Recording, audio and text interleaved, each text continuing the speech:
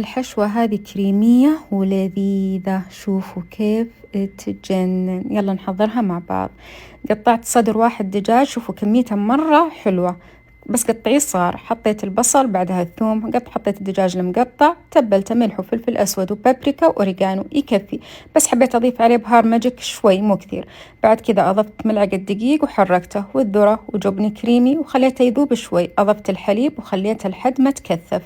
بعد كذا حطيته في وعاء وحطيت عليه جبن الموزاريلا. حطوا الكمية اللي ترغبون فيها.